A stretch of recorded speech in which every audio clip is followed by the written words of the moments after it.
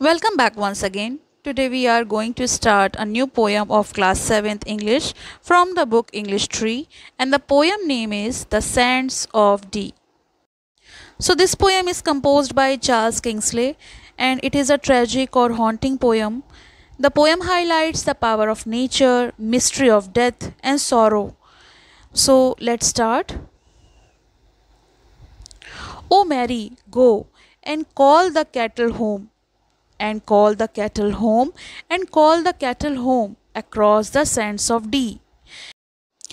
कविता की शुरुआत में एक आदेश या फिर एक आग्रह रिक्वेस्ट की जा रही है कि कोई मैरी से कह रहा है, मैरी एक लड़की है, कि जाकर वो कैटल्स को यानी मवेशियों को घर बुला लाए। वो मवेशी जो रिवर डी, जो कि यूनाइटेड किंगडम की नदी है, वहाँ पे जो रेतीले किनारे हैं वहाँ पर वो जानवर जो हैं, जो मवेशी हैं, वो चर रहे हैं। और इस बात को 3 बार इसलिए दोहराया गया है क्योंकि ये एक उदासी और शोक की अनुभूति है। The western wind was wild and dank with foam and all alone went she.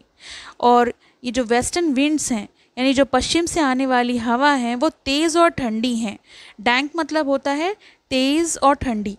नमक युक्त समुद्री झाग, समुद्र में आपने देखा होगा झाग उठता है, तो जो समुद्री झाग है से वो भरी हुई हैं।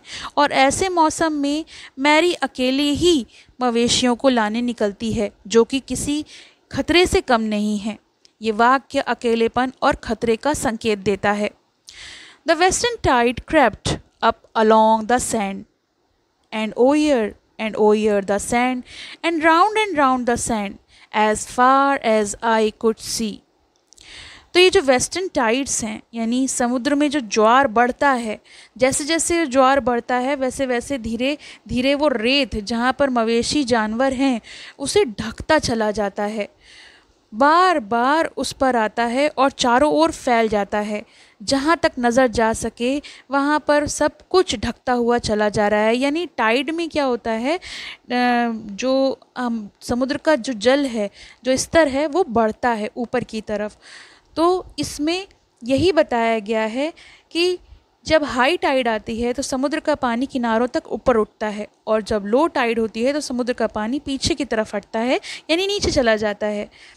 Western tide crept up along the sand का मतलब है पश्चिमी दिशा में जो समुद्र का ज्वार है वो धीरे धीरे रेत पर चढ़ आया है। The rolling mist came down and hid the land, and never home came she. और इन पंक्तियों में बताया गया है कि वो मैरी जो है, जो वहाँ पर गई थी मवेशियों को लाने के लिए, वो वापस नहीं लौटी। और इस पंक्ति से पता चलता है कि वो समुद्र में डूब गई, किसी अनहोनी का शिकार हो गई। उस घूमती हुई धुंध और पूरे इलाके ने उसको कहीं निगल लिया, यानी वो वहाँ पर बह गई, वापस नहीं लौटी। Oh, it is weed or fish or floating here, a trees of golden hair, a droned maiden's hair, above the nets at sea.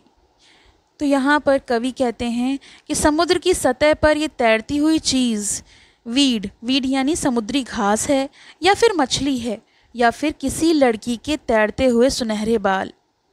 वो पूछता है कि क्या ये किसी डूबी हुई लड़की के बाल हैं जो अब जालों के ऊपर समुद्र पर बह रहे हैं।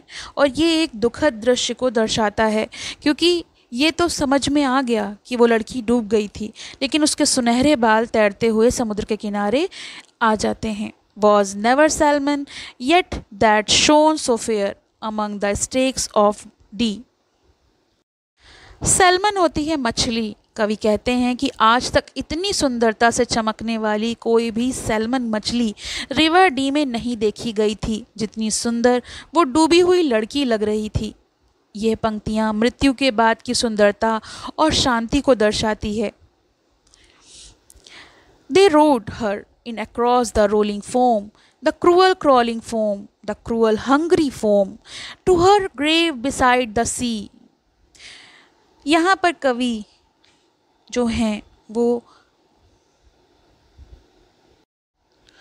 लोग नाव में मैरी के शव को यानी उसकी डेड बॉडी को समुद्र की झाग भरी लहरों से पार कराकर किनारे पे लाते हैं।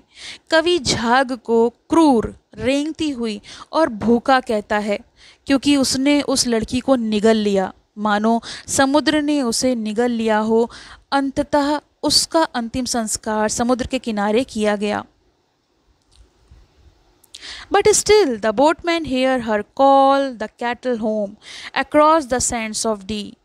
और अंतिम पंक्तियाँ बताती हैं कि कविता में जो रहस्यमय और भूतिया भाव हैं, यानी जो हॉन्टिंग एक्सप्रेशंस हैं, वो हैं कि नाविक जो है, बोटमैन जो है, वो अभी भी मैरी की आवाज़ को सुनता है कि वो कैटल्स को बुला रही है और अपने घर बुला के ले जाना चाहती है, क्योंकि इस पंक्ति में उसकी अधूरी जिम्मेदारी और आत्मा की उपस्थिति जो है वो सामने आ रही है कि उसकी जो जिम्मेदारी थी, जो उससे कही गई थी, वो पूर्ण ना कर सकी और मर गई। इसीलिए वो आवाज़ें जो हैं वो बोटमैन को सुनाई दे रही हैं। तो ये तो हो गया पोयम का एक्सप्लेनेशन। ये जो कविता है ये एक भावनात्मक और दुखद कविता है जिसमें एक लड़की मैरी को समुद्र के किनारे मवेशियों को लाने के लिए भेजा जाता है और लेकिन वो लौट कर नहीं आती। शायद ज्वार और धुंध के कारण वो रास्ता भटक जाती है और वहीं डूब जाती है। समुद्र की झाग और लहरों को कवि क्रूर और भूखा बताता है। वो कहता है उसने मासूम मैरी को निगल लिया। अंत में उसका शव समुद्र के किनारे निकाला जाता है और वहीं दफना दिया जाता है। फिर भी ऐसा कहा जाता है कि उसकी आत्मा आज भी मवेशियों को पुकारती है और एक अधूरी पुकार और एक अधूरी जिम्मेदारी और एक गूंजती हुई याद की याद दिलाती है। तो ये तो हो गया इस पोयम का एक्सप्लेनेशन। आई होप आपको समझ में आई होगी पोयम, और इसके क्वेश्चन आंसर्स का लिंक और समरी का लिंक आपको डिस्क्रिप्शन में मिलेगा, तो आप वहाँ से देख सकते हैं। बाकी चैप्टर्स का भी प्लेलिस्ट लिंक मिल जाएगा, तो आप वो भी देख सकते हैं। Thank you for watching. Have a nice day. पसंद आया हो तो लाइक करें, शेयर करें और चैनल को सब्सक्राइब करें।